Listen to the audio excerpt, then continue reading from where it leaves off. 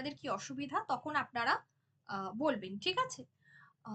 Please পড়ানোর মাঝখানে কিন্তু কেউ ইন্টারাপ্ট করবেন না। আমি প্রত্যেকে একটা চ্যাপ্টার বা একটা টপিক হয়ে গেলে জিজ্ঞাসা করব, কোনো অসুবিধা নেই, আমি প্রত্যেকের প্রশ্ন শুনবো। আচ্ছা আচ্ছা, যেটা এবার শুরু করার বিষয় সেটা বলি, যে ফার্স্ট হচ্ছে সংশোধনমূলক শিক্ষণ। তাহলে শিক্ষণ বিষয়টাতে আমরা এইটুকু জানি যে পড়ানো হয়, অর্থাৎ একজন শিক্ষক তিনি ছাত্রদেরকে পড়ান, কিন্তু তিনি কাদেরকে পড়ান আর কাদের জন্য এই সংশোধনমূলক শিক্ষণটা গ্রহণযোগ্য, বা কারা সংশোধনমূলক শিক্ষণের অন্তর্ভুক্ত হতে পারে। আচ্ছা, এখানে বিষয় হচ্ছে যে প্রথমে হলো যে সংশোধনমূলক শিক্ষণটা কাদের জন্য প্রযোজ্য, যে একটা ক্লাসে সকলেই সমমানের হয় না, বা আমরা বলতে পারি যে একটা ক্লাসে সকল শিক্ষার্থী সমান হয় না। কেউ হয়তো একটু তাড়াতাড়ি সবকিছু বুঝে যায়, কেউ হয়তো খুব তাড়াতাড়ি লিখতে পারে, কেউ হয়তো সেটা বুঝতে পারে না, কেউ হয়তো শারীরিকভাবে একটু প্রতিবন্ধী, যে পিছিয়ে থাকে, কেউ হয়তো খুব ভালো কানে শুনতে পায় না, কারণ লেখার কোনো জায়গায় কোনো অসুবিধা আছে, কেউ ফিজিক্যালি হয়তো কোনো সমস্যায় ভুগছে। এই প্রত্যেকের ক্ষেত্রেই এই রেমেডিয়াল টিচিংটা খুব গুরুত্বপূর্ণ। তাহলে কাদের জন্য? যারা হচ্ছে সেই পিছিয়ে পড়া শিক্ষার্থী। তাহলে এক কথায় আমরা যদি সংশোধনমূলক শিক্ষণের কথা বলি, সেটা কাদের জন্য প্রযোজ্য? সেটা হচ্ছে পিছিয়ে পড়া শিক্ষার্থীদের জন্য প্রযোজ্য। ঠিক আছে?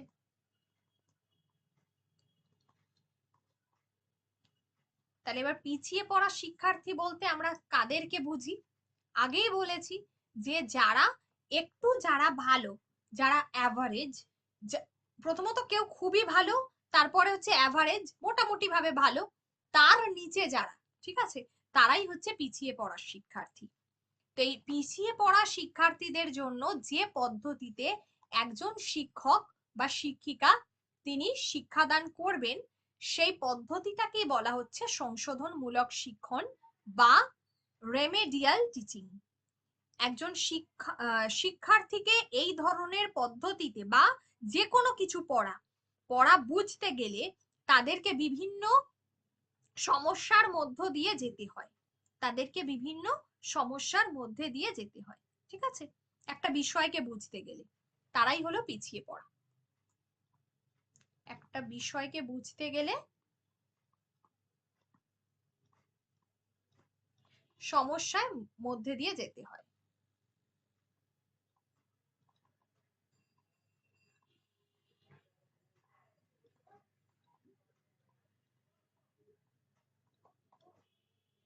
আচ্ছা, এবার হলো যে তাহলে আমরা ফার্স্ট স্টেপ আলোচনা করব যে কাদের মধ্যে কারা এই ধরনের শিক্ষণ প্রক্রিয়ায় অংশগ্রহণ করে থাকে। ঠিক আছে, কারা এই ধরনের শিক্ষণ প্রক্রিয়ায় অংশগ্রহণ করে থাকে। এই যে এটা হলো মূলত উদ্দেশ্য, মানে কারা অংশগ্রহণ করে। এক, যাদের হচ্ছে খুব দুর্বল স্মৃতিশক্তি, ঠিক আছে, তাদের হয়তো কি বলবো, এক কথায় যদি আমরা বলি যে পুয়ার মেমোরি, তাদের স্মৃতিতে কোনো বিষয়কে ধরে রাখার ক্ষেত্রে আহ তাদের কোনো বিষয় খুব সহজে তারা ধরে রাখতে পারে না, সহজেই তারা ভুলে যায়। সেই সমস্ত শিক্ষার্থীদেরকে বলা হচ্ছে তাদের দুর্বল স্মৃতিশক্তি। এবার হলো শর্ট অ্যাটেনশন স্প্যান, এন্ড তারপরে যেটা আমরা বলে থাকি কি, যে তারা হয়তো কোনো বিষয়টাকে খুব একটা মনোযোগ সহকারে শোনে না, ঠিক আছে, এবং কোনো বিষয় থেকে খুব সহজেই তারা সেই বিষয়টাতে মনোযোগ দেয় না, এই ধরনের শিক্ষার্থীকে আমরা বলে থাকি। ঠিক আছে, বা আমরা হয়তো অনেক সময় এরকম শিক্ষার্থী দেখি, শুনছে, প্রথমটা হয়তো শুনলো, 2-3 লাইন পরে আর তার মধ্যে শোনার ইচ্ছাটা নেই, কোনোভাবে সেটা থেকে সে বিচ্ছিন্ন হয়ে গেল, ঠিক আছে, তার আর সেই ক্ষেত্রে কোনো মনোযোগ নেই। তো এই ধরনের শিক্ষার্থীরা কিন্তু এই রেমেডিয়াল টিচিং এর আওতার মধ্যে আসতে পারে। আচ্ছা, এবার হচ্ছে তাদের মধ্যে যে শিখন প্রক্রিয়ায় তাদের মধ্যে প্রচুর কি বলবো, শেখার ইচ্ছার অভাব দেখা দেয়, ঠিক আছে, আর তাদের মধ্যে কোনো আত্মবিশ্বাস থাকে না, তাদের মধ্যে সেলফ কনফিডেন্স থাকে না, তাদের মধ্যে তাদের চাওয়া পাওয়ার যে ক্ষমতা, আমরা যেটা চাই জীবনে, যে খুব ভালো জায়গায় যেতে চাই, একটা খুব ভালো চাকরি পেতে চাই, হুম, আমরা হয়তো প্রথমে প্রাইমারিতে যেতে চাই, তারপর হয়তো আপার প্রাইমারিতে যেতে চাই, এই যে একটা মানুষের যে একটা উচ্চাকাঙ্ক্ষা, এই ধরনের যে মানসিকতা, সেটা এই ধরনের শিক্ষার্থীদের মধ্যে থাকে না। আচ্ছা, আরেকটা হচ্ছে তারা কোনো কিছু তথ্য যেটা তারা আহ কি বলবো গ্রহণ করতে ব্যর্থ হয়, সেই তাদের মধ্যে একটা ফেলিওর ব্যাপার থাকা, যেটা হচ্ছে তারা কোনো কিছু তথ্য সহজে তারা গ্রহণ করতে পারে না। সাপোজ একটা কিছু শিক্ষক বা শিক্ষিকা তিনি বোঝাচ্ছেন ক্লাসে শিক্ষার্থীদেরকে, তো সেই শিক্ষার্থী সহজেই সেটা কিন্তু গ্রহণ করতে পারছে না, তাহলে সে কিন্তু সংশোধনমূলক শিক্ষণের আওতার মধ্যে পড়বে। আর তাদেরকে অনেক বেশি সময় দিতে হবে। হুম, আরেকটা হচ্ছে তাদের মধ্যে কোনো নতুন বিষয়কে বা কোনো একটা অচেনা অজানা বিষয়কে তাদের যখন তাদের গ্রহণ করতে হয়, তারা সেখানে কিন্তু খুব ব্যর্থ হয়, মানে প্রথমেই তারা এক চান্সে সেই বিষয়টাকে কিন্তু গ্রহণ করতে পারে না। তাহলে এরা প্রত্যেকেই হচ্ছে সংশোধনমূলক শিক্ষণের আওতার মধ্যে পড়বে, বা সংশোধনমূলক শিক্ষণে কারা পড়ে, কোন শিক্ষার্থীরা সংশোধনমূলক শিক্ষণের মানে অংশগ্রহণ করতে পারে, তাহলে এই ধরনের বৈশিষ্ট্যপূর্ণ শিক্ষার্থীরা সংশোধনমূলক শিক্ষণের ক্ষেত্রে অংশগ্রহণ করে। আচ্ছা, আহ এবারে বলুন যে কারোর কোনো জায়গায় অসুবিধা আছে কিনা।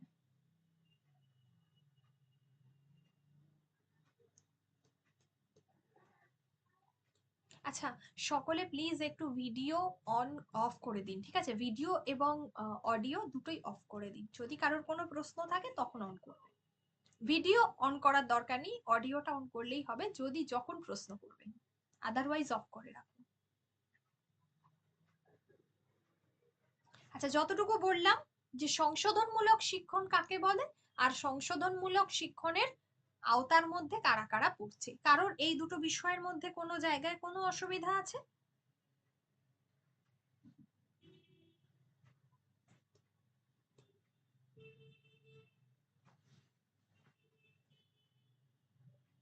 আচ্ছা, এবার একটা বিষয় বলে দিই এই জায়গায়, এই যে একটা কথা আছে এখানে, সরি, যেটা হচ্ছে IRTP, এই যে কথাটা রয়েছে, এর কিন্তু এটা সংশোধনমূলক শিক্ষণের ক্ষেত্রে খুব গুরুত্বপূর্ণ, এবং এই বিষয়টা কিন্তু এই যে ফুল ফর্মটা পরীক্ষায় আসে, যে ইন্টেনসিভ রেমেডিয়াল টিচিং প্রোগ্রাম, এটা হচ্ছে একটা প্রকল্প কাদের জন্য, যারা বিশেষ ভাবে যারা অক্ষম, যে সমস্ত শিক্ষার্থীরা বিশেষভাবে যারা অক্ষম শিক্ষার্থীরা, তারা কিন্তু এই রেমেডিয়াল টিচিং প্রোগ্রাম, ইন্টেনসিভ যে রেমেডিয়াল টিচিং প্রোগ্রাম, এই প্রকল্পের আওতার মধ্যে পড়ছে, ঠিক আছে?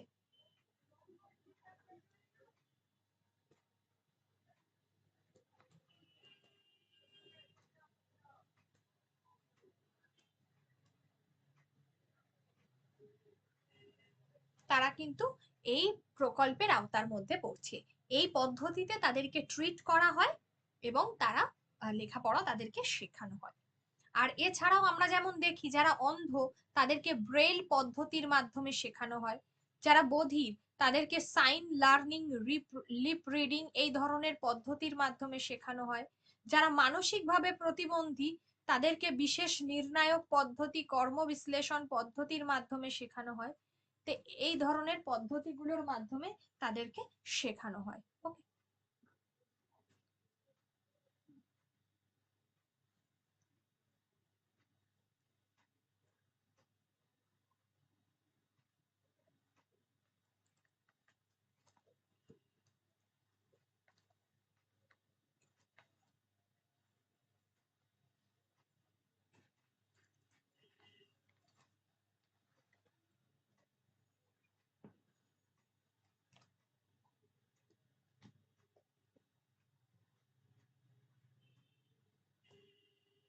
আচ্ছা, এবার হলো যে অবজেক্টিভস রেমেডিয়াল টিচিং এর উদ্দেশ্য কি হতে পারে, রেমেডিয়াল টিচিং কেন দেওয়া হবে, ঠিক আছে? তো মূলত আমরা তো এটুকু জানি যে উদ্দেশ্য এই কারণেই হবে যে রেমেডিয়াল টিচিং, যাদেরকে এই বিশেষ যারা বিশেষভাবে অক্ষম যে সমস্ত শিক্ষার্থী, তাদের আমরা জানি যে সকল শিক্ষার্থী তো একই গুণমানের হয় না, তো পিছিয়ে পড়া সকলেই থাকে। প্রত্যেকেই কিন্তু একটা ক্লাসরুমের মধ্যে, একটা শ্রেণী কক্ষের মধ্যে তাদের একই রকম এবিলিটি থাকে না, দক্ষতা থাকে না। তারা সহজেই কিন্তু একাডেমিক তাদের পারফরমেন্স, অর্থাৎ তারা যে আমাদের পরীক্ষার সময় যে তাদের যে রেজাল্ট, সেটা কিন্তু সকলের একই রকম থাকে না। এই যে যারা পিছিয়ে পড়ছে তাদেরকে কিভাবে সঠিক পদ্ধতিতে এগোনো যায়, এই কারণেই কিন্তু এই রেমেডিয়াল টিচিং প্রোগ্রামের ব্যবস্থা করা। এই ধরনের শিক্ষা পদ্ধতিতেও কিন্তু একটা নির্দিষ্ট শুধুমাত্র তাদের জন্য পাঠ্য যে একটা পুস্তক যেটাকে আমরা বলি, এদের জন্য সব থেকে গুরুত্বপূর্ণ হচ্ছে যেটা হচ্ছে একটা স্ট্র্যাটেজি। একটা শিক্ষক তার একটা দক্ষতা, তিনি কিভাবে এদেরকে শেখাবেন, তিনি অবশ্যই খুব ধৈর্য সহকারে শেখাবেন। বাস্তব বিভিন্ন কাজকর্ম, প্রকল্প ভিত্তিক বিভিন্ন কাজকর্ম তাদের সামনে প্রস্তুত করবেন। হুম। এবং বিভিন্ন এডুকেশনাল প্রোগ্রাম গুলো তাদেরকে তিনি শেখাবেন। এইভাবে বিভিন্ন প্রকল্পের মধ্য দিয়ে, পরিকল্পনার ভিতর দিয়ে একজন শিক্ষক এই ধরনের ছাত্রছাত্রীদেরকে তিনি লেখাপড়া শেখাবেন। এবং যেটা হচ্ছে আমরা বলতে পারি, এটা একদিনে এই শিক্ষা সম্ভব হয় না। এই যে পিছিয়ে পড়া শিক্ষার্থী, এরা তো সহজে একদিনে ভালো হয়ে যেতে পারে না, যারা সাপোজ অন্ধ। তো এদের দীর্ঘদিন তাদের শিক্ষা ব্যবস্থাটা চলতে থাকে। এটা হচ্ছে লাইফ লং একটা লার্নিং প্রসেস, যেটা দীর্ঘদিন ধরে চলতে থাকে। তারা যত বেশি প্র্যাকটিস করবে, ধীরে ধীরে তারা ডেভেলপড হবে, তাদের মধ্যে উন্নতি ঘটবে, তাদের মধ্যে মূল্যবোধ তৈরি হবে। হুম। এবং দীর্ঘদিন পড়াশোনার ফলেই কিন্তু তারা তাদের ক্যারিয়ারে বা ফিউচার মানে ভবিষ্যতে তারা যে পড়াশোনা করবে, সেদিকে তারা একটা উল্লেখযোগ্য একটা উল্লেখযোগ্য তাদের একটা ভূমিকা আমরা দেখতে পাবো। ঠিক আছে, তাহলে ফার্স্ট বললাম যে রেমেডিয়াল টিচিং বা সংশোধনমূলক শিক্ষণ কাকে বলে, কারা এই ধরনের ক্লাসে অংশগ্রহণ করতে পারবে। আচ্ছা, থার্ড পয়েন্ট হচ্ছে উদ্দেশ্য। তাহলে প্রথম হলো সংশোধনমূলক শিক্ষণ। যদি কারোর কোনো জায়গায় অসুবিধা হয় অবশ্যই বলবেন, সংশোধনমূলক শিক্ষণ। নেক্সট হচ্ছে কারা অংশগ্রহণ করবে, কারা বলতে শিক্ষার্থীরা, কারা অংশগ্রহণ করবে।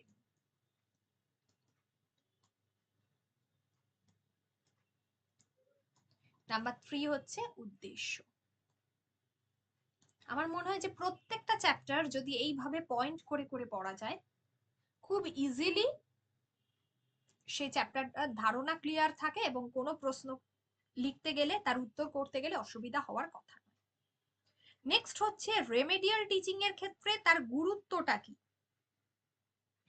গুরুত্ব যেটা হচ্ছে যে অবশ্যই এই শিক্ষাটা যেহেতু বিশেষভাবে যারা সক্ষম মানে অক্ষম আর কি, তাদের জন্য, তো এই ধরনের শিক্ষার্থীরা তো সহজেই ভুলে যায় কোনো কিছু, তারা খুব বেশি মনে রাখতে পারে না, তাদের মধ্যে অনেক ত্রুটি রয়েছে। তো তাদেরকে মূল স্রোতে, শিক্ষার মূল স্রোতে ফিরিয়ে আনাটা রেমেডিয়াল টিচিং বা সংশোধনমূলক শিক্ষণের একটা গুরুত্বপূর্ণ বৈশিষ্ট্য। ঠিক আছে। আর একটা হলো তাদের এই ত্রুটিগুলো, তারা সমস্ত ব্যাপারে ভীষণভাবে কি বলবো কনফিউজড থাকে। ঠিক আছে, তাহলে এটা হচ্ছে যে গুরুত্বটা কি, গুরুত্বটা হচ্ছে যে তারা ভীষণভাবে মানে একটা সিদ্ধান্ত নেব কি নেব না, করব কি করব না, এই ব্যাপারটা তাদের মধ্যে একটা বিষয় থাকে। তো তো সেই জায়গাগুলো, এবং তারা ভীষণভাবে ভুল বোঝে, তাদের সেই ভুল বোঝার জায়গাগুলো, সেই যে ত্রুটিগুলো থাকছে সেগুলোকে ঠিক করতে হবে। তাদেরকে বিভিন্ন প্রজেক্টের মাধ্যমে বা প্রকল্পের মাধ্যমে অংশগ্রহণ করাতে হবে, বিভিন্ন শিক্ষণ যে আমরা টিএলএম বলে থাকি, টিচিং লার্নিং যে মেটেরিয়াল, ঠিক আছে, সেই ধরনের দ্রব্যগুলোকে ব্যবহার করতে হবে।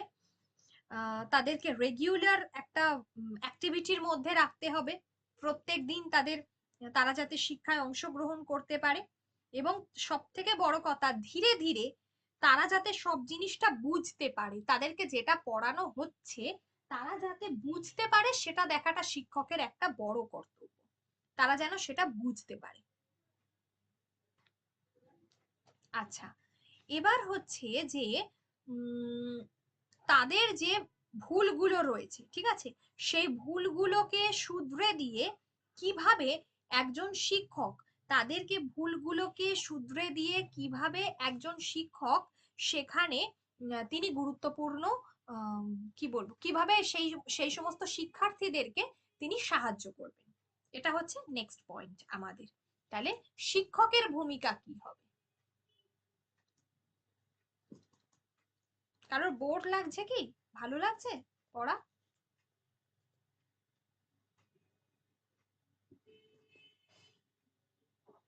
অবশ্যই বোর লাগলে কিন্তু সবাই হ্যাঁ ম্যাম, ভালো লাগছে। অবশ্যই বলবেন এই বোর লাগলে। ঠিক আছে, এবার হচ্ছে যে একজন শিক্ষকের ভূমিকা এক্ষেত্রে কি হবে? শিক্ষকের ভূমিকা হবে যে একজন শিক্ষকের ভূমিকা হবে যে প্রথমত তিনি কি করবেন, তিনি যেটা পড়াবেন, যে শিক্ষার্থীদেরকে যেটা তিনি পড়াবেন সেটা তিনি আগে থেকে তৈরি করে আনবেন। ঠিক আছে, এই জায়গাটা খুব গুরুত্বপূর্ণ, শিক্ষকের ভূমিকা। তো এক্ষেত্রে হলো তিনি আগে থেকে পাঠ পরিকল্পনা করে আসবেন। ঠিক আছে,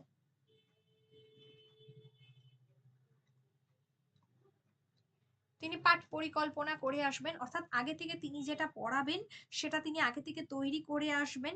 এবং অবশ্যই প্রত্যেকটা শিক্ষার্থীর তার যে কোন বিষয়ে তারা তাদের ত্রুটি রয়েছে সেটা তিনি আগে থেকেই জানবেন এবং সেটা বুঝে তিনি পুরো পাঠের একটা পরিকল্পনা তৈরি করবেন।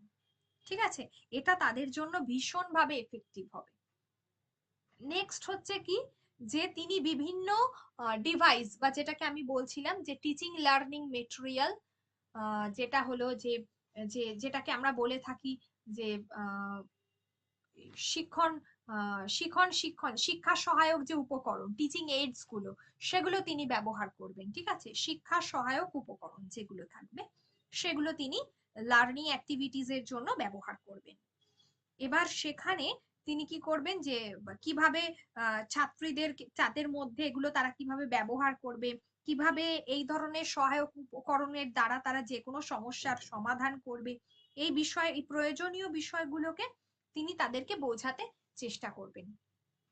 আচ্ছা, এরপর হচ্ছে তিনি একটা ডিজাইন তৈরি করবেন, বা আমরা বলতে পারি যে সব থেকে একজন শিক্ষার্থী কখন বুঝতে পারে যে তাদেরকে তিনি একটা অবস্থা দেবে, অর্থাৎ একটা সিচুয়েশন নির্ভর যে প্রশ্নগুলো হয় আজকাল, ঠিক আছে, যেগুলোকে আমরা বলে থাকি একটা সিচুয়েশন তিনি তৈরি করে দেবেন, ছাত্রীরা তার উপর বেস করে মানে কোনো কিছু একটা কি বলবো কোনো একটা খেলা দিলেন, যেটাকে খেলাটাকে হয়তো অ্যাক্টিভিটিস দিলেন।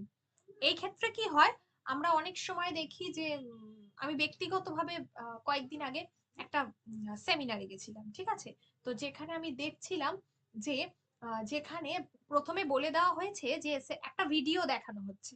ঠিক আছে, তো ভিডিওটাতে একটা বলা হচ্ছে যে একটা বল তারা কতবার মানে আর কি ছোড়াছুড়ি মানে কতবার ফেলতে পারবে, বলটা উঠছে এবং ফেলছে। এবার এটা তো বলে দিয়েছে, এবার এই ধরনের শিশুদের ক্ষেত্রে কি হয়, তারা কিন্তু এই বিষয়টাই দেখে। ঠিক আছে, যেটা তাদেরকে বলে দেওয়া হচ্ছে তারা সেইটা করতেই তাদের অনেকটা সময় চলে যায়। তো এবার এইটা তাদেরকে করানো, এবং আশেপাশে যে হয়তো হতে পারে যে আমরা অনেক সময় দেখি যে তার সেই একই হয়তো ভিডিওতে কোনো রকম কোনো ছবি চেঞ্জ হচ্ছে, কোনো ব্যাকগ্রাউন্ড কোনো কালার চেঞ্জ হচ্ছে, যেটা কিন্তু আমরা লক্ষ্য করি না, আমরা বড়রাও সেটা লক্ষ্য করি না। তো এই যে জায়গাগুলো, যে কোনো একটা সিচুয়েশন বেসড কোনো একটা কিছু তাদেরকে করতে দেওয়া, খেলার মাধ্যমে কোনো গেমস এর মাধ্যমে কোনো অ্যাক্টিভিটিস দেওয়া, কোন রকম সাপোজ কুইজটা অনেকটা বেশি হয়ে যাচ্ছে, তাদেরকে হয়তো কোনো হাতের কাজ জাতীয় কোনো কিছু দেওয়া যেটা তারা করতে পারে। তো এই যে বিষয়গুলো তাদের মধ্যে এইভাবে একটা কোনো একটা শব্দ তাদেরকে বিভিন্ন শব্দ দেওয়া, শব্দগুলোকে শেখানো ভাষার ক্ষেত্রে, তো এই ধরনের সিচুয়েশনটাকে ক্রিয়েট করে দেওয়া। আচ্ছা, এবার যেটা হচ্ছে থার্ড যে পয়েন্টটা, সেটা হচ্ছে যে টিচিং যে অ্যাপ্রোচ গুলো থাকে। ঠিক আছে, যে অ্যাপ্রোচ গুলো আমরা দেখতে পাই যে একজন শিক্ষক তিনি কি করবেন, তিনি বিভিন্ন গুরুত্বপূর্ণ যেটা বাস্তব অভিজ্ঞতার ভিত্তিতে যে উদাহরণগুলো থাকবে সেই উদাহরণগুলো নিয়ে তিনি পুরো ক্লাসটাকে মানে সেই পাঠটাকে তিনি তৈরি করবেন, দিয়ে যার মাধ্যমে তিনি কি করবেন না শিক্ষার্থীদের দক্ষতা যেটা বুঝতে সাহায্য করবে। শিক্ষার্থীরা তিনি লক্ষ্য করবেন যে তিনি যেটা বলছেন শিক্ষার্থীরা সেই তথ্যগুলোকে গ্রহণ করতে পারছে কিনা, সঠিকভাবে গ্রহণ করতে পারছে কিনা। ঠিক আছে, তো এবং তারা সঠিকভাবে বিভিন্ন ইনফরমেশন, এবং এই ক্ষেত্রে তিনি ইন্টারনেটের সাহায্য নিতে পারেন, বিভিন্ন রিসোর্স সাহায্য নিতে পারেন, যেগুলো বললাম একজন শিক্ষক এই কাজগুলো তিনি করতে পারেন। তাহলে এক্ষেত্রে হচ্ছে শিক্ষকের বিভিন্ন দ্রব্যের ব্যবহার, জিনিসের বলে দিই, জিনিসের ব্যবহার শিক্ষা সহায়ক। ঠিক আছে,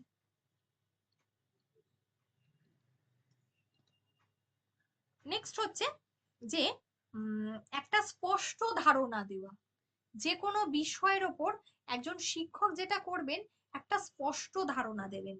তিনি কোনো কিছুকেই ভাষার ক্ষেত্রে যদি হয় তাহলে কিভাবে লিখতে হবে, কিভাবে তার ছোট ছোট ধারণাগুলোকে ক্লিয়ার করতে হবে যাতে তাদের মধ্যে কোনো রকম ডাউট না থাকে। ঠিক আছে, তাদের মধ্যে কোনো কিছু সন্দেহ যেন না থাকে, সেই জায়গায় যে কোনো বিষয়ের প্রতি একটা সেটাকে স্পষ্টভাবে ব্যাখ্যা করে দেওয়া, এটা খুব গুরুত্বপূর্ণ।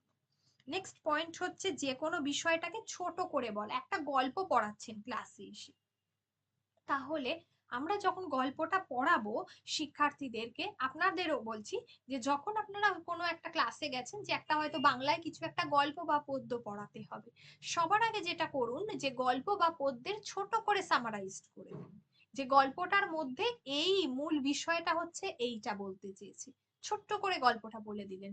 তার ফলে কি হলো যে শিক্ষার্থীদের মধ্যে একটা ইন্টারেস্ট জাগলো। এরপরে কি হচ্ছে, যদি আমরা তারপরে সেটাকে বিস্তৃতভাবে শিক্ষার্থীদেরকে পড়াই, তারা কিন্তু সেই বিষয়ে অনেকটাই তাদের একটা আকর্ষণ জন্মাবে। তাহলে অর্থাৎ ভাবার্থ,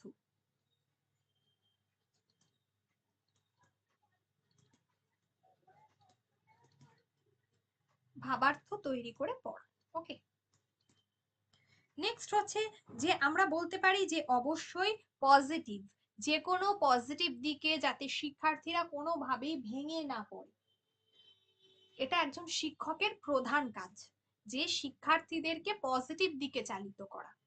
ঠিক আছে, এটা আমি আপনাদের ক্ষেত্রেও বলবো।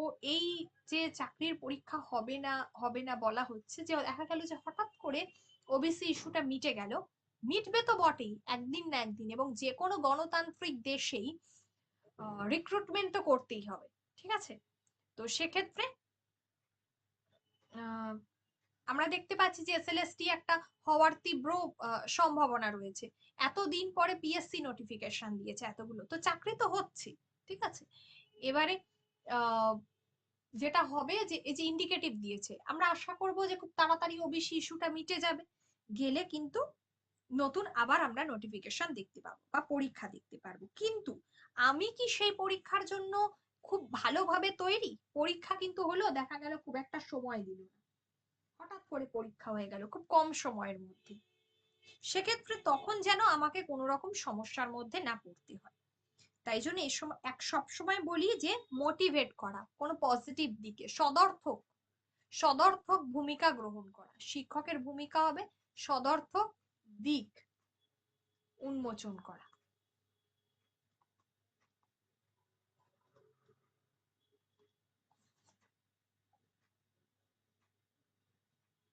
যে কোনো ক্লাসে শ্রেণীকক্ষের মধ্যে বিভিন্ন অ্যাক্টিভিটিতে পার্টিসিপেট করানো, সহপাঠ্যক্রমিক, সেটা হতে পারে যে শুধুমাত্র পড়াশোনা নয়, কুইজ, গান, নাচ, এই ধরনের শ্রেণীকক্ষে সহপাঠ্যক্রমিক পাঠ্যক্রমিক কার্যাবলীতে অংশগ্রহণ,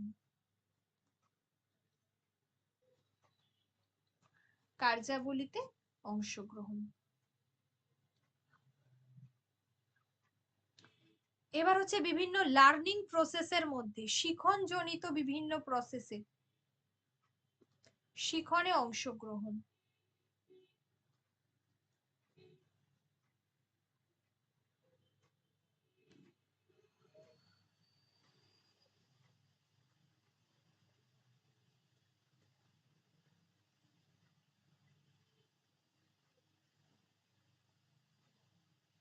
তারপর হচ্ছে so concern for the performance, যেটাকে আমরা বলে থাকি যে একজন শিক্ষার্থীর ব্যক্তিগত তার যে পারফরমেন্স সেটা দেখা, ঠিক আছে, তার একজন শিক্ষার্থীর যে ব্যক্তিগত যে জায়গাগুলো, ব্যক্তিগত যে পারফরমেন্স থাকে না, সেটাকে দেখা, যে সে নিজে ব্যক্তিগতভাবে তার স্বতন্ত্রভাবে সে কতটা ক্লাসে আচরণ করছে বা তার রেজাল্ট কেমন হচ্ছে, অর্থাৎ একজন শিক্ষার্থীর ব্যক্তি স্বাতন্ত্র্যের দিকটা।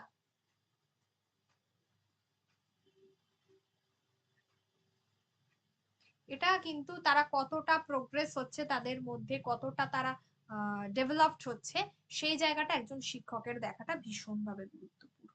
তাহলে এই এতগুলো পয়েন্ট আছে, যে পয়েন্টগুলো বললাম, কারোর যদি কোনো পয়েন্টে কোনো জায়গায় অসুবিধা থাকে অবশ্যই বলতে পারেন।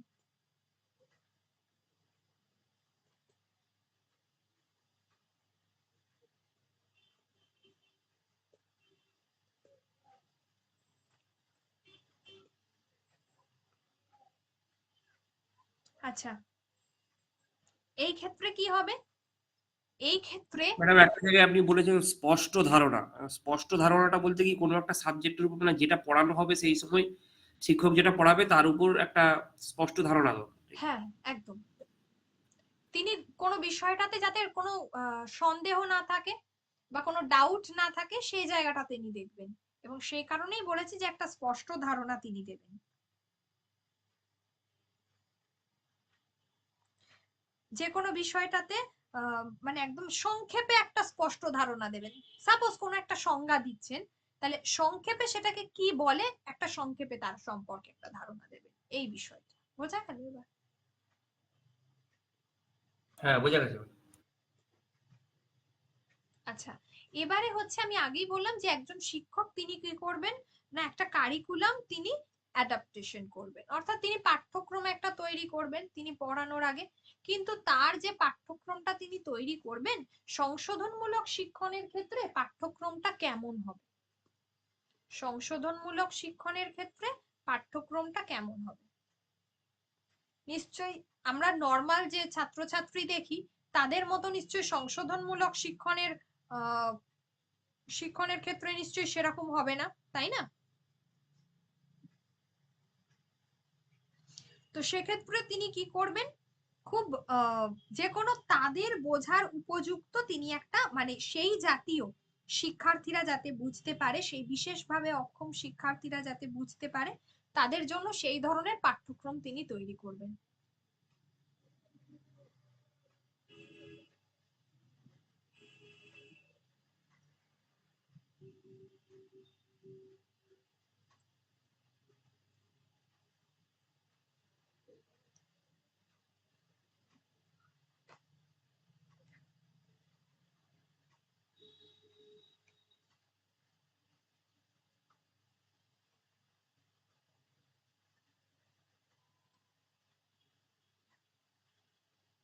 আচ্ছা, এবারে হচ্ছে যে তিনি বিভিন্ন সব সময় তিনি কি হবেন, পুরোপুরি কোন টেক্সট বই যে পাঠ্যপুস্তক, সেই পাঠ্যপুস্তকের দ্বারা তিনি পুরোপুরি পরিচালিত হবেন না, ঠিক আছে, পাঠ্যপুস্তকের দ্বারা পুরোপুরি তিনি পরিচালিত হবেন না।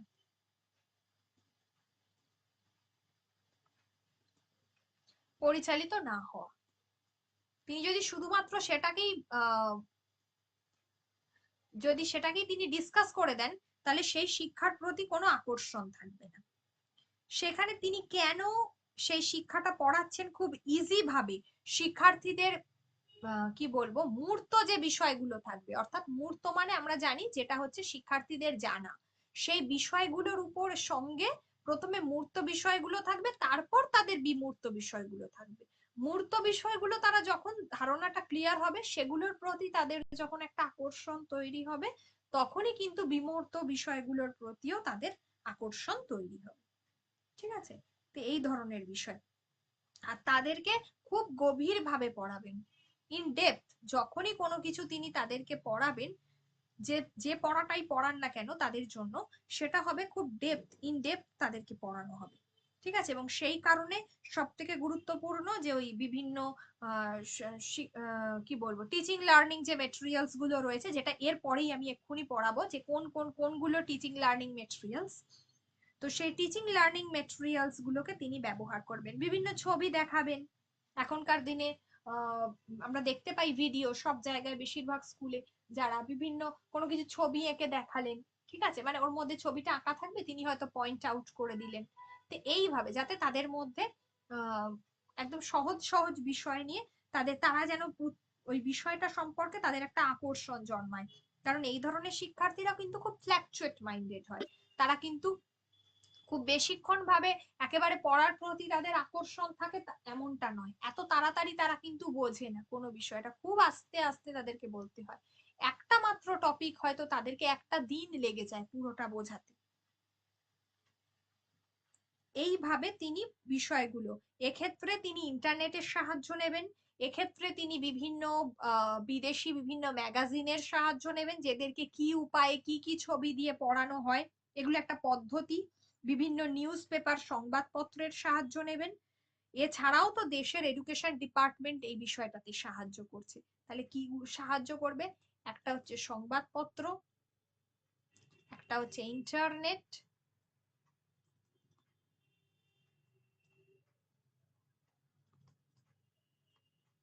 শিক্ষা সহায়ক দ্রব্য যেগুলোকে আমরা বলে থাকি, আর হচ্ছে এগুলো দরকার, আর ম্যাগাজিন। শিক্ষক পুরো বিষয়টা এখান থেকে জানবেন, দিয়ে তিনি পুরো বিষয়টা রপ্ত করে তার উপর বেস করে তিনি পাঠ্যক্রমটা তৈরি করবেন। ঠিক আছে, এইভাবে তিনি কিন্তু ডিজাইন করবেন। এবং তাদেরকে সব থেকে বড় কথা, যদি বিভিন্ন ধরো কর্নার, বুক কর্নার, টয় কর্নার, তারা যেখানে খেলতে পারবে, তাদেরকে যদি একটা তারা হয়তো কোনো একটা গেম তাদের জন্য তৈরি করা হলো, কোনো মেন্টাল গেম, তারা হয়তো সেটাতে উত্তীর্ণ হলো, তখন তাদেরকে প্রাইজ দেওয়া হলো, তাহলে তার ফলে তাদের কিন্তু সেটা শেখার প্রতি খুব মনোযোগ বাড়বে। ঠিক আছে, এই যে যদি প্রাইজ দেওয়া হয়, তো এক্ষেত্রে তখন তারা কিন্তু লেখাপড়ার প্রতি আগ্রহী হবে এবং শিখতে চাইবে। এইভাবে তাদেরকে শেখাতে হবে। প্রথম দিনই যদি আমি গিয়ে বলি শিখে নে রে বাবা, তাহলে কিন্তু তারা শিখবে না। ঠিক আছে, বা তাদেরকে শুধুমাত্র যদি আমি বইয়ের পড়ানো পড়াই, তাহলে কিন্তু তারা শিখবে না। ঠিক আছে, এবার যেটা সব থেকে গুরুত্বপূর্ণ, যেটা হচ্ছে আইইপি। এই বিষয়টা খুব গুরুত্বপূর্ণ, এর ফুল ফর্ম পরীক্ষায় আসে, যেটা হচ্ছে ইন্ডিভিজুয়ালাইজড এডুকেশনাল প্রোগ্রাম।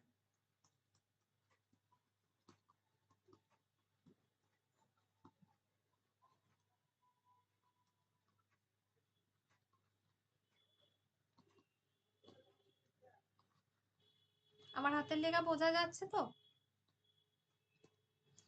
একবারে টেনে দিচ্ছি তো, তাই জন্য মুখে বললাম ইন্ডিভিজুয়ালাইজড এডুকেশনাল প্রোগ্রাম। এটা হলো আইইপি, এটা এগুলোর মাধ্যমে রেমেডিয়াল টিচিং পড়ানো হয়, এগুলো এক একটা স্ট্র্যাটেজি। এইটা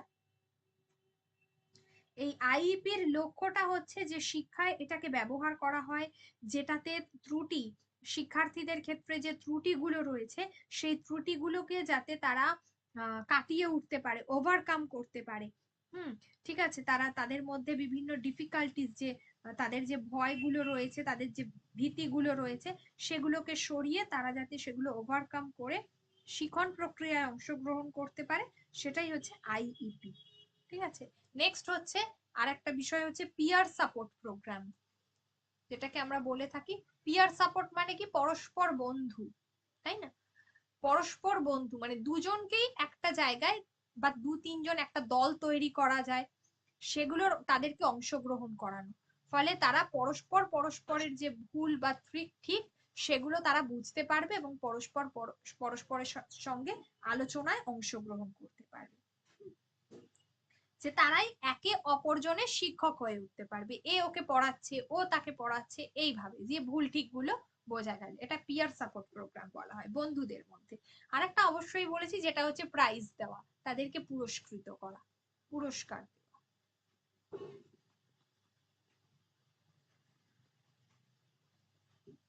পুরস্কার দেওয়া এইভাবে। আর অবশ্যই এই ধরনের, আগেই বলেছি, শিক্ষার্থীদের ক্ষেত্রে তাদের ভীষণভাবে বিহেভিয়ারাল চেঞ্জেস থাকে, তারা খুব একটুতেই মাথা গরম করে ফেলে, তাদের ধৈর্য একদম থাকে না। তাহলে একজন শিক্ষকের ভূমিকা হবে এদেরকে অবজার্ভ করা। যখন সে লক্ষ্য করছে যে একজন শিক্ষার্থী এই ধরনের আচরণ করছে ক্লাসের মধ্যে, তাদের ব্যবহারগুলোকে দেখা। তার ফলে কি হবে, তাদেরকে বন্ধুর মতো তাদের সঙ্গে মিশতে হবে। শিক্ষক যেন কোনো প্রকার তাদেরকে বকাঝকা না করেন, তাদেরকে যেন কোনো মতেই কোনোভাবে বকা না দেন বা না মারেন, ঠিক আছে? তাদের সঙ্গে বন্ধুর মতো তাদের সঙ্গে মিশে গিয়ে তাদের সমস্যাগুলোকে সমাধান করতে হবে। এবং এই বিষয়ে শিক্ষককে ভীষণ ধৈর্য রাখতে হবে। আর এই বিষয়ে তিনি কি করতে পারেন, অবশ্যই তাদের সেই শিক্ষার্থীদের বাবা মার সঙ্গে তিনি একটা কন্ট্যাক্ট রাখতে পারেন।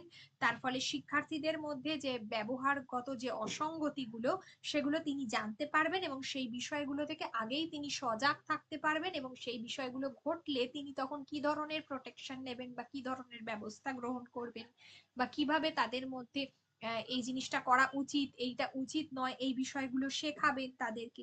তাদেরকে একটা একটা পজিটিভ বার্তা দেওয়া, ঠিক আছে? তাদের সঙ্গে খুব ভালো ব্যবহার করতে হবে, এক কথায় কোনো রকম বাজে ব্যবহার করা যাবে না। খুব ভালো ব্যবহার করতে হবে, তাদেরকে সময় দিতে হবে, তাদের প্রতি লক্ষ্য রাখতে হবে, তাদের বাবা মায়ের সঙ্গে কন্ট্যাক্ট রাখতে হবে। তবেই কিন্তু তাদের বিহেভিয়ারাল এই জায়গাগুলো চেঞ্জেস করানো সম্ভব, ঠিক আছে? আর লাস্ট পয়েন্ট যেটা হচ্ছে, এটা অনেক সময় তাদের একটা মানে জেনেটিক্যালি বংশগত ক্ষেত্রে তাদের মধ্যে এই ধরনের দেখা যায়। তো শিক্ষিকারা সেই কারণে তাদের বাবা মাকেও টেকনোলজিক্যালি যে মোটিভেট করা, ঠিক আছে, তাদেরকে সেলফ লার্নিং, তারা যাতে নিজেরা পড়াশোনা করে এবং এই জায়গাগুলো তারা নিজেরা পড়াশোনা করবে। একজন শিক্ষক বা শিক্ষিকা তিনি নিজেরা পড়াশোনা করবেন পুরো বিষয়টা জানবার জন্য। এর জন্য বিশেষ যে সমস্ত শিক্ষণ যে ট্রেনিং গুলো হয়ে থাকে, সেগুলোতে তারা অংশগ্রহণ করবেন। তাদের মধ্যে এই জায়গাগুলো অ্যাটিটিউডস গুলো দেখা যায়। এই জায়গা বিভিন্ন কোলাবোরেশনে তারা অংশগ্রহণ করবেন। এইভাবে তারা তাদের এই প্রবলেমস গুলোকে তারা এই ডিফিকাল্টিস গুলোকে তারা কি বলবো কাটিয়ে উঠতে সাহায্য করবে তাদের মধ্যে, ঠিক আছে? তাদের মধ্যে একটা স্বাধীন চিন্তা ভাবনা তবেই গড়ে উঠবে। আর একটা হচ্ছে ক্রিয়েটিভ থাকতে হবে অলওয়েজ, মানে বিভিন্ন সবসময় পড়াশোনা নয়, নাচ গান যে সহ পাঠ্যক্রমিক যে বিষয়টা বললাম, আঁকা, কুইজ, খেলা, এগুলোর মধ্যে সর্বত্র অংশগ্রহণ করতে হবে। এই হলো টোটাল সংশোধনমূলক শিক্ষণের চ্যাপ্টারটা।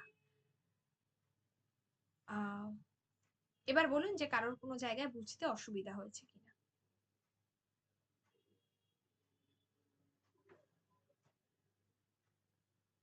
পিয়ার সাপোর্ট প্রোগ্রামটা ম্যাম একবার বলবেন তো? পিয়ার সাপোর্ট প্রোগ্রামটা হচ্ছে যে যেখানে দুজন, যেটাকে আমরা বলে থাকি না লিটল টিচার, আমরা বলি না বাচ্চারা খেলে, তো এখানে আমি একটা সাপোজ 3-4 জনের একটা গ্রুপ করে দিলাম, বেশি না, খুব অল্প অল্প, 3 থেকে 4 জন। তো এবার 3-4 জনের মধ্যে পরস্পর একজন শিক্ষক হলো, তিনি বাকি 3 জনকে পড়াচ্ছেন। তাহলে এখান থেকে ঠিক ভুল বেরিয়ে এলো, আবার বাকি আরেকজন শিক্ষক হলো, সে এইভাবে পড়াচ্ছে। এই যে তাদের মধ্যে একটা ঠিক ভুলের ব্যাপার, তারা নিজেকে সেলফ একটা বিশ্লেষণ করতে পারছে, ঠিক আছে? এই জায়গায় তাদের মধ্যে একটা সেলফ ডিপেন্ডেন্স গড়ে উঠছে, তাদের মধ্যে নলেজ গড়ে উঠছে, তারা তাদের মধ্যে যোগাযোগের ক্ষমতাটা গড়ে উঠছে, গুড কমিউনিকেশন যে স্কিল, গুড কমিউনিকেটিভ যে স্কিলটা গড়ে উঠছে, এই যে তাদের মধ্যে পারস্পরিক সম্পর্ক গড়ে উঠছে। তাহলে তারা মূল স্রোতে তখন ফিরে আসছে। এটাই হচ্ছে পিয়ার সাপোর্ট প্রোগ্রাম। ম্যাম বলছি, ওই সময় টিচার থাকবেন তো গাইড হিসাবে? হ্যাঁ হ্যাঁ, অবশ্যই শিক্ষক থাকবেন, তিনিই তো তৈরি করে দেবেন। ঠিক আছে। এই চ্যাপ্টারটা তোমাদের বাকি ছিল, আমি যার জন্য আজকে এই চ্যাপ্টারটাই চুজ করেছি যে একেবারে হ্যাঁ ম্যাম। করিয়ে দেব।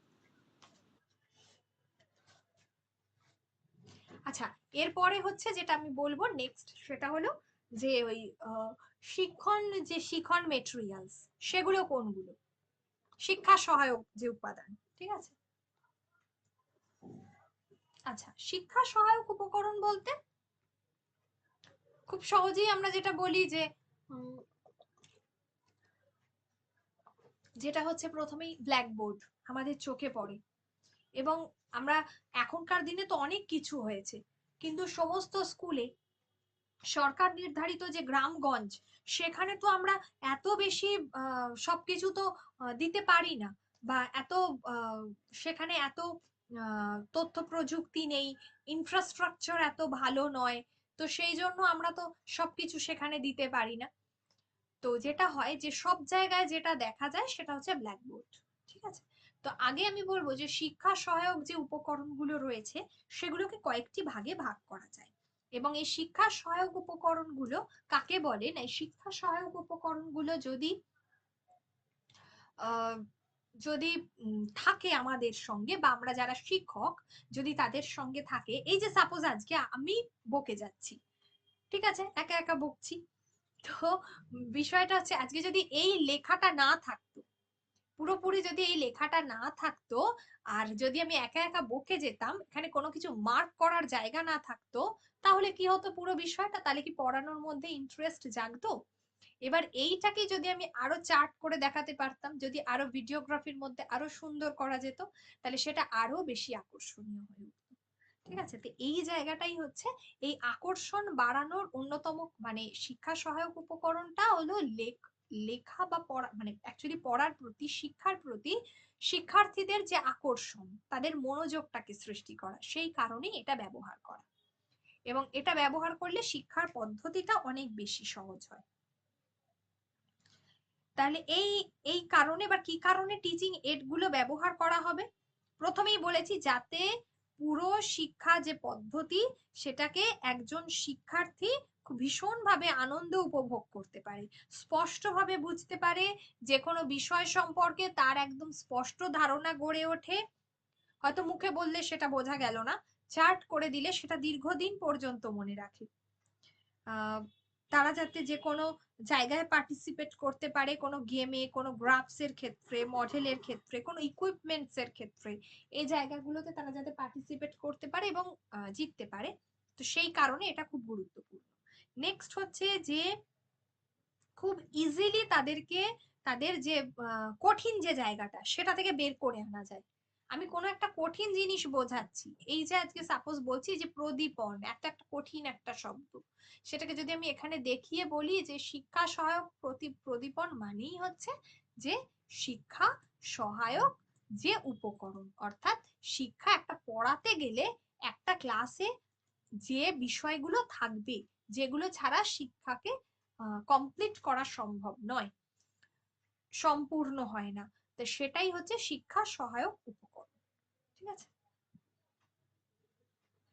যেমন সেই কারণে যেমন গ্রাফ থাকবে, একটা মডেল থাকবে, চার্ট থাকবে, বিভিন্ন খেলা থাকবে, যেগুলো বললাম, এটা খুব গুরুত্বপূর্ণ, তারা সহজেই বিষয়টাকে শিখতে পারবে। তাদের দীর্ঘদিন মাথার মধ্যে একটা মুখে বললে যতটা বেশি মনে থাকবে, একটা ছবি দেখলে সেটা দীর্ঘদিন পর্যন্ত মাথায় মনে থাকবে।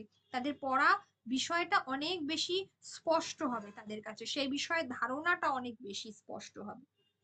যে কোনো কমপ্লেক্স ব্যাপারকে, খুব জটিল বিষয়টাকে খুব ইজিলি, খুব সহজভাবে তাদের কাছে কি বলবো উপস্থাপিত করা যাবে। এই জন্য টিচিং লার্নিং মেটেরিয়ালস খুব জরুরি। তাহলে টিচিং লার্নিং মেটেরিয়ালস থাকা কেন জরুরি সেটা নেক্সট পয়েন্ট। তাহলে প্রথম হলো শিক্ষা সহায়ক উপকরণ কাকে বলে, নেক্সট পয়েন্ট হচ্ছে শিক্ষা সহায়ক উপকরণের প্রয়োজনীয়তা কি।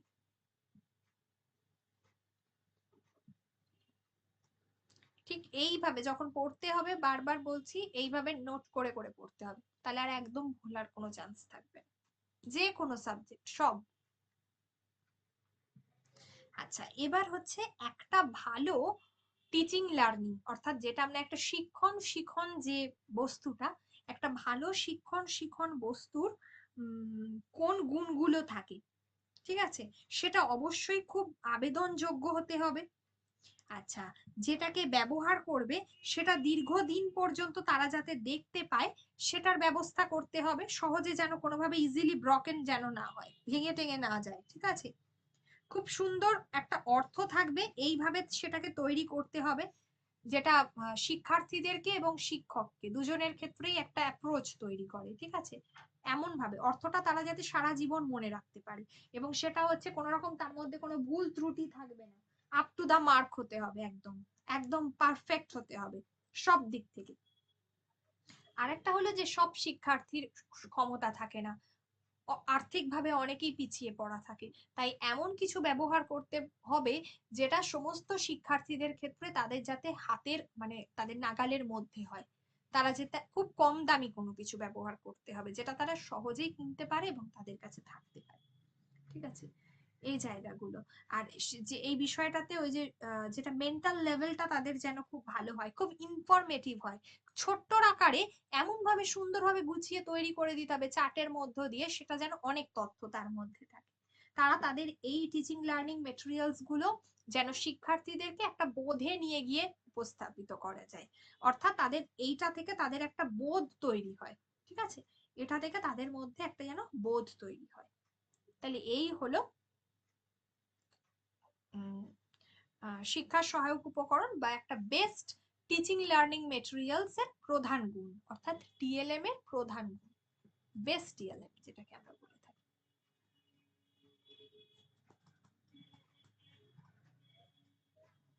আচ্ছা, এবার হলো প্রথমে আমরা বলবো কিভাবে বলছি যে অডিও মানে যেটা আমরা কানে শুনি খুব ভালো, শ্রাব্য যেটা, ঠিক আছে, টাইপস কি হবে একটা টিচিং লার্নিং মেটেরিয়ালস এর বা একটা শিক্ষা সহায়ক উপকরণের, ভালো শিক্ষা সহায়ক উপকরণের টাইপস কি হতে পারে। নাম্বার ওয়ান, যেটা আমরা কানে শুনি, প্রথমে আমি শ্রাব্যটা বলি, আমরা কানে শুনি কি দিয়ে, তোমরাই বলো, এই জায়গাগুলো তোমরা বলো, বলো কানে শুনি কি দিয়ে।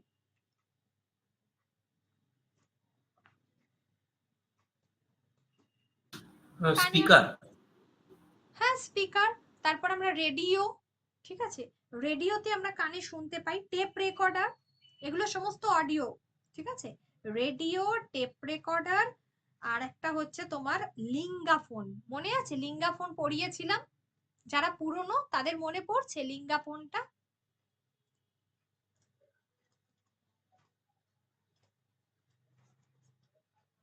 কি, লিঙ্গাফোন কি ছিল যারা পুরনো,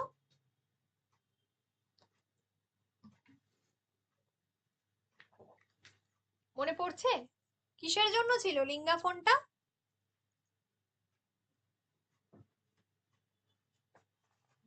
সবাই ভুলে গেছে, লিঙ্গাফোন হচ্ছে গ্রামোফোনের মতো একটা রেকর্ডার।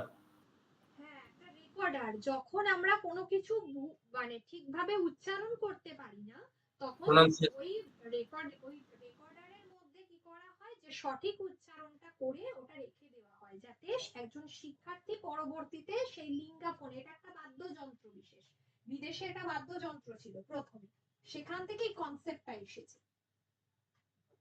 তো সেখান থেকে কি হচ্ছে যে ওই পুরোই মানে আর কি পড়ার জায়গাটা থেকে তো শিক্ষার ওইখান থেকে তাদেরকে টেপ রেকর্ডারের মধ্যে ওটাকে রেখে দেওয়া হচ্ছে, এবং একজন শিক্ষার্থী শুনে শুনে ওটাকে শিখছে এবং সঠিক উচ্চারণ করতে পারছে, ঠিক আছে, এটাই হচ্ছে লিঙ্গাফোন।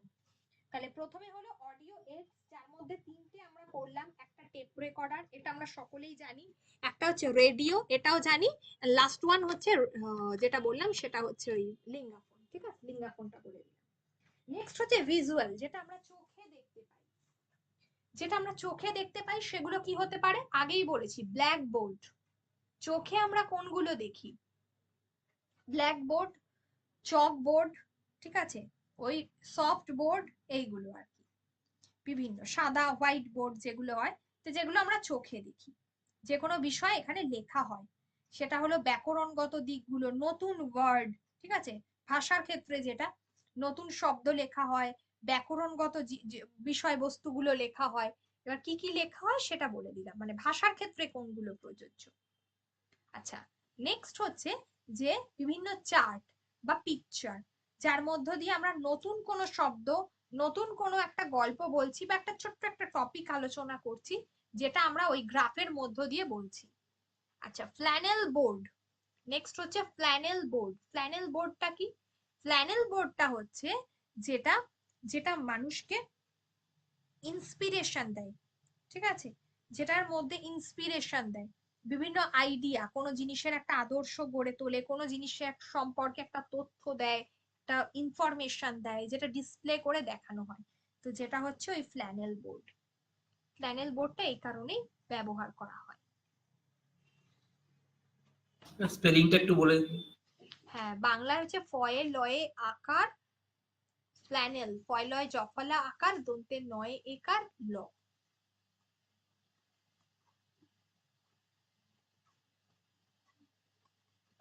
Flannel board. ওকে। অনেক জায়গায় আবার ফয় লয় আকারও থাকে, আকারও থাকে। হ্যাঁ,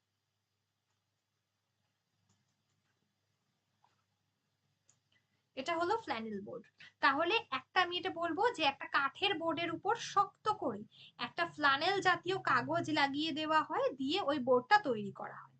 বোর্ডের উপরে অনেক সময় কাপড় লাগিয়েও করা হয়, ঠিক আছে, সব জায়গায় সবকিছু তো থাকে না।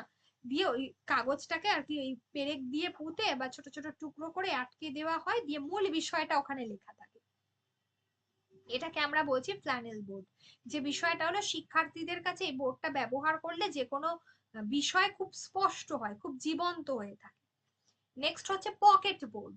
পকেট বোর্ড যেগুলো থাকে, আচ্ছা, পকেট বোর্ডের মধ্যে আমরা দেখি যে কাপড়ের মধ্যে ছোট ছোট পকেট তৈরি করা হয়, দিয়ে এবারে সেটা একটা ওই পকেট সমেত কাপড়টিকে একটা শক্ত কাঠের উপরে লাগানো হয়, এইভাবে পকেট বোর্ড তৈরি করা হয়। চৌম্বক বোর্ড আমরা দেখেছি যে বিভিন্ন চৌম্বকের আকারে কোনো কিছুকে ওই জায়গায় গেঁথে দেওয়া, ঠিক আছে, যাতে সে তার বুঝতে যাতে কোনো কিছু অসুবিধা না হয়। তো এই বিষয়টা, কোনো কিছুকে তার মধ্যে গেঁথে দেওয়া, সেই বিষয়টা। তারপরে হচ্ছে ফ্ল্যাশ কার্ড, সেটা ওই একই। তারপর ম্যাপ মডেল, আমরা তো জানি ম্যাপ মডেল তো উম,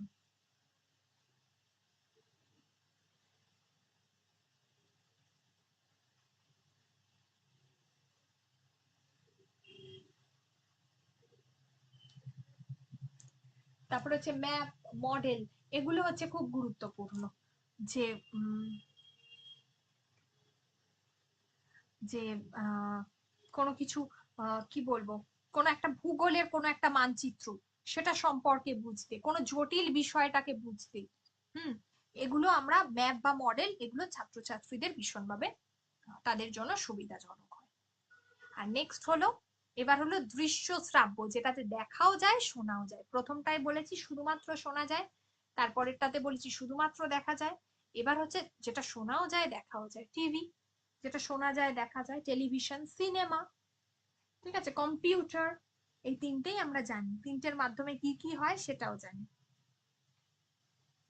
আচ্ছা, টিভি, তারপর হচ্ছে সিনেমা, তারপর হচ্ছে মানে টেলিভিশন বললাম, সিনেমা বললাম, শিশুদের জন্য বা শিক্ষামূলক কোনো সিনেমা যেগুলো খুব গুরুত্বপূর্ণ, এটা খুব গুরুত্বপূর্ণ জায়গা আছে। আর একটা হলো কম্পিউটার। এখন কম্পিউটারের মাধ্যমে, যেটা আমরা একটু পরেই পড়বো, বহুধা মাধ্যম, সবকিছুই একটা মাধ্যমের মধ্য দিয়ে প্রকাশ পায়, সেইটা, ঠিক আছে।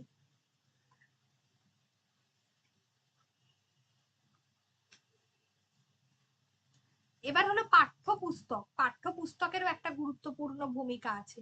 পাঠ্যপুস্তক হচ্ছে সব থেকে উল্লেখযোগ্য, এই প্রশ্নটা আসে, সব থেকে উল্লেখযোগ্য টিএলএম কি, সেটা হলো পাঠ্যপুস্তক।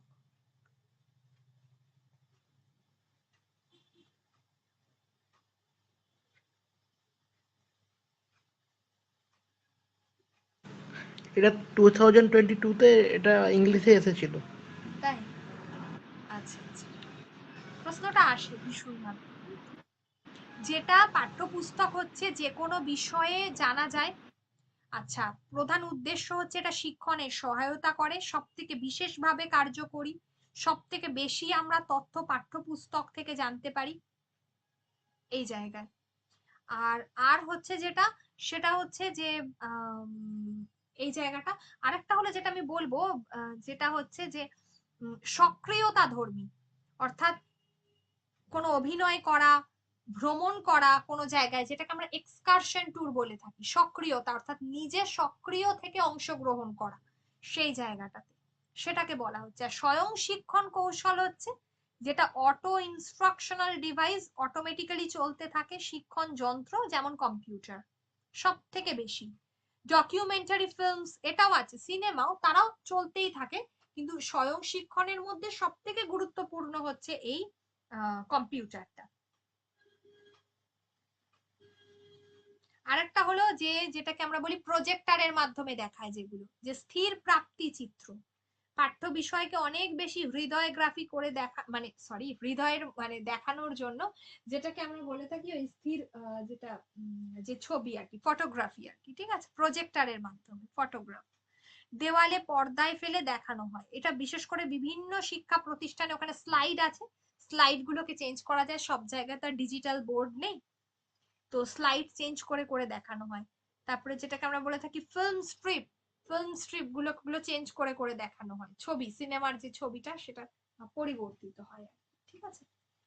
তাহলে পাঠ্যপুস্তক হলো পাঠ্যপুস্তক, আর একটা হলো টেক্সট মিডিয়া, যেটাকে আমরা বলবো ই বুক, আজকাল ই জার্নাল ভীষণভাবে গুরুত্বপূর্ণ, এই যে মেটেরিয়ালস তোমরা সকলে দেখো, তোমাদের যে মোবাইলে রয়েছে, তো এটাই হচ্ছে ই বুকের মতো, ঠিক আছে,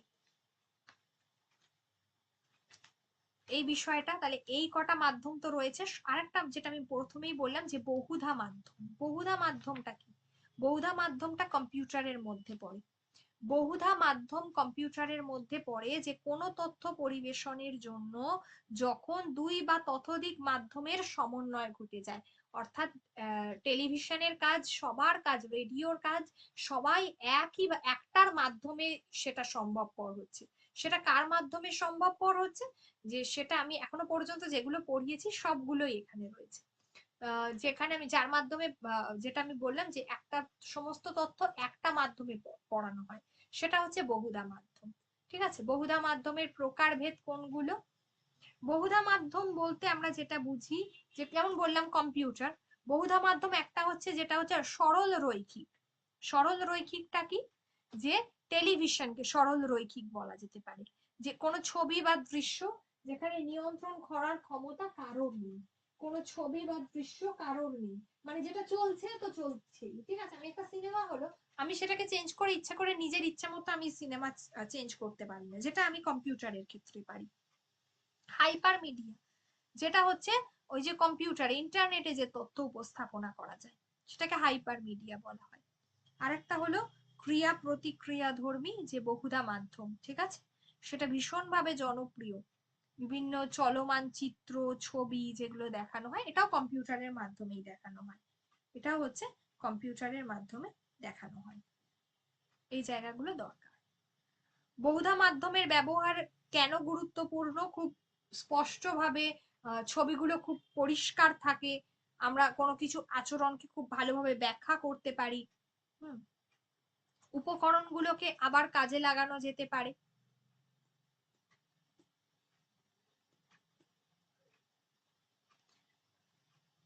শিক্ষণ এটা একটা অন্যতম গুরুত্বপূর্ণ কৌশল। আরেকটা হচ্ছে যেটা বলবো সেটা হলো এডুস্যাট, মাল্টিমিডিয়ার একটা ভূমিকা রয়েছে, মাল্টিমিডিয়া বহুধা মাধ্যম। মাল্টিমিডিয়া বহুধা এই পদ্ধতি, তবে এই পদ্ধতি খুবই কি ব্যয় সাপেক্ষ, সকলের কাছে তো থাকা সম্ভব নয়। যেমন সিডি রম, যেমন হচ্ছে এডুস্যাট, এডুস্যাটের মাধ্যমে আমরা অনেক তথ্য জানতে পারি। 2004 সালে এডুস্যাট ভারতবর্ষে এসেছে অনেকদিন আগে, কিন্তু মোটামুটি ভাবে চালু হয়েছে 2004-এ, ঠিক আছে। আর ওই অগাস্ট মাসের দিক থেকে। আরেকটা হলো যে এডুস্যাট হচ্ছে এডুকেশনাল যে স্যাটেলাইট, যার মাধ্যমে আজকে আমরা এত কিছু জানতে পারছি, পড়াশোনা জানতে পারছি, সেগুলো সব এডুস্যাটের মাধ্যমে সম্ভব হয়েছে। স্যাটেলাইট চ্যানেলগুলো, যেটার মাধ্যমে শিক্ষার সুযোগ বৃদ্ধি পেয়েছে, সমস্ত অঞ্চলে শিক্ষার ক্ষেত্রে উন্নতি করা গেছে, এই যে নেট, আজকে ইন্টারনেট ব্যবস্থা এত উন্নত, সেটা কিন্তু এডুস্যাটের মাধ্যমেই কিন্তু গুরুত্বপূর্ণ। শিক্ষকদের জ্ঞানের পরিধি বাড়ে, তারা সেটাকে ব্যবহার করতে পারে, এত অ্যাপ, এত কিছু, এগুলো সবই তো এডুস্যাটের মাধ্যমে সম্ভব হয়েছে, ঠিক আছে। এই হলো এডুস্যাট বা কৃত্রিম যে এডুকেশনাল স্যাটেলাইট, সেটাকে বলা হচ্ছে। আচ্ছা, এবারে বলুন, আচ্ছা আরেকটা বিষয় হচ্ছে যে যেটা হলো যে বিভিন্ন এই যে যে টিচিং লার্নিং যে মেটেরিয়াল গুলো রয়েছে, এই মেটেরিয়াল গুলো কিন্তু অসুবিধাও আছে ব্যবহারের ক্ষেত্রে। যদি সেগুলো খুব কস্টলি হয়, অনেক ক্ষেত্রে সেগুলো ভেঙে যায়, অনেক ক্ষেত্রে সঠিক আমরা ব্যবহারের পদ্ধতি জানি না, যদি সেগুলো কস্টলি হয় সেটা একটা যে সকলে ব্যবহার করতে পারে না। তো এই সমস্ত বিষয়গুলো কিন্তু এগুলোর এক একটা ত্রুটি, তাই এই বিষয়গুলোকে বাঁচিয়ে ব্যবহার করতে হবে।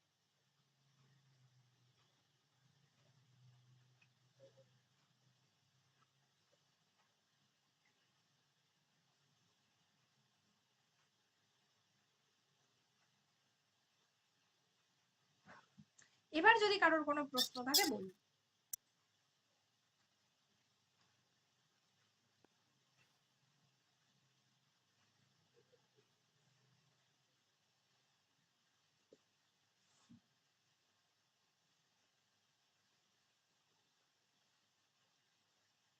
কারোর কোনো প্রশ্ন আছে? না, ঠিক আছে। ক্লাস কেমন লেগেছে সবার? খুব ভালো। ভালো লেগেছে ম্যাম। ভালো লেগেছে ম্যাম। ঠিক আছে, ভালো ম্যাম। ঠিক আছে, পরবর্তী ক্লাসগুলো দেখতে থাকুন। আর আমি একদম লাস্টে জয়েন করেছি ম্যাম। ম্যাম কটার দিকে শুরু হবে ক্লাস? এই ক্লাসটা তো 8টা থেকে শুরু হচ্ছে প্রত্যেক দিনই, মানে যেদিন যেদিন আপনাদের ডেমো ক্লাস থাকছে, ঠিক আছে। আমি আমার ক্লাসটা তো রেকর্ডিং করছি, সকলে রেকর্ডিং পেয়ে যাবে, নোটসটাও পেয়ে যাবে। আচ্ছা ম্যাম, একটা কথা জিজ্ঞেস করেছিল। হ্যাঁ অবশ্যই বলুন। মানে আমি তো স্পেশাল এডুকেশনে ডিএড করছি আর কি। হুম তো সেক্ষেত্রে আমি তো ওই সিআরই প্রোগ্রাম তো করি নেই আর কি। হুম তো আমার এবছরে বা এই 2025 বা 26-এ যদি কোনো টেট হয় আর কি, আমি বুঝতে পারবো তো নাকি? সেটা কি নিয়ম করবে আশা করা যায়, সেটা নিয়মের তো স্পেশাল ডিএলএড রা কি বসতে পারবে, তবে বসতে পারবে, প্রবাবলি বসতে পারবে, কারণ পাবে ওদের না? জন্য তো একটা স্পেশাল তো বেরোয়, ঠিক আছে। নোটিফিকেশনে কিভাবে আসবে সেটা। হুম, এটা নিয়ে ম্যাম একটু একটা কথা চিন্তায় বলার আছি। ছিল ম্যাম। হ্যাঁ বলো বলো, কোনো অসুবিধা নেই। ম্যাম বলছিলাম যে আমার তো গ্র্যাজুয়েশনে 50% নেই, হ্যাঁ, হুম ডিএলএড আছে, আমি কি আপার প্রাইমারি বসতে পারবো? প্রথমত বিএড আছে, আপার প্রাইমারিতে তো বিএড। না আমার বিএড নেই, ডিএলএড আছে। ডিএলএড আমি এমএ করিনি, আমি গ্র্যাজুয়েশনই লাস্ট করেছি, এমএ আর করিনি। হ্যাঁ সেটা ঠিক আছে, কিন্তু একে তো 50% নেই, আবার হুম এদিকে ডিএলএড আছে, বিএড নেই। তো সেটা এখন হুম আপার প্রাইমারি তো সাধারণত বিএড দেরকে অগ্রাধিকার দেয়, সেগুলো নতুন নতুন নোটিফিকেশন কেস হওয়ার পর যেগুলো আসবে তার উপর বেস করেই বলা যায় সম্ভব হবে। কারণ ম্যাম অনেক জায়গায় দেখলাম, যেহেতু 50%টা নেই। হ্যাঁ, যাদের মানে ডিএলএড আছে তাদের বলে 50%-এর প্রয়োজন নেই, যাদের বিএড আছে তাদের বলে 50% লাগবে, এরকম আমি অনেক জায়গায় দেখলাম, অনেকে বলেছে আমাকে। আচ্ছা মানে ডিএলএড থাকলে গ্র্যাজুয়েশনের নাম্বারের কোনো মানে কড়াকড়ি নেই, আর যদি বিএড থাকে তাহলে বলে গ্র্যাজুয়েশন। মাস্টার্স থাকা বা না থাকা সেটা কোনো প্রবলেম নয়, ঠিক আছে। না বলছে যে বিএড থাকলে গ্র্যাজুয়েশনে 50% লাগবে, মানে আপার প্রাইমারির জন্য। আচ্ছা, কারণ বেশিরভাগ ক্ষেত্রেই তো 50% আজকাল মেনশন করে দিচ্ছে, হ্যাঁ হ্যাঁ হ্যাঁ। বেশিরভাগটাই আমরা সবেতেই দেখছি, সিটেট থেকে শুরু করে সবেতেই লেখাই থাকে। না এইচএসে আমার 70% আছে, কিন্তু গ্র্যাজুয়েশনে 50% নেই। আচ্ছা ঠিক আছে, একটু দেখুন যে কি নতুন নোটিফিকেশন আসছে, আশা করছি পারবেন। ঠিক আছে। নোটিফিকেশনটা কবে নাগাদ বের হতে পারে? এখনো আজকেই এটা নিয়ে কথা হয়েছে, ইভিন আজকের আনন্দবাজার দেখুন, আজকেই এটা দিয়েছে যে কেন এখনো পর্যন্ত প্রাইমারিতে নিয়োগ হচ্ছে না। হ্যাঁ। তো যেখানে হাইকোর্ট বলেছে যে পর্ষদকে তাড়াতাড়ি জানাতে, এদিকে পর্ষদ বলছে যে কি বলবো, রেজাল্ট বের করতে পারেনি তারা, তারা তো ওবিসি ইস্যুর কথা বলেছে, কিন্তু ওবিসি ইস্যুতে ক্ষেত্রে তো কোনো সমস্যা ফেলার কথা নয়, কারণ এটা তো আগে হয়ে গেছে পরীক্ষাটা, ঠিক আছে। হ্যাঁ হ্যাঁ। তো এবারে পরবর্তীতে ওদেরকে জানাবে ওরা যে কেন হয়নি। ওবিসি ইস্যুটা এখানে কোনো কারণ হতে পারে না। আচ্ছা আচ্ছা। আইনি বিষয়ে বিভিন্ন রকম নাকি সমস্যা আছে, সেই জন্য রেজাল্ট বের করতে পারিনি। 2023-এর রেজাল্ট এখনো বের করা যায়নি, এটাই বলেছে গৌতম পাল। কেন ওনারা তো অনেক কথা বলছিল যে তাড়াতাড়ি রেজাল্ট বের এখন করে ওনারা দিন। আবার বলছেন যে টেট পরীক্ষায় পাশ করলে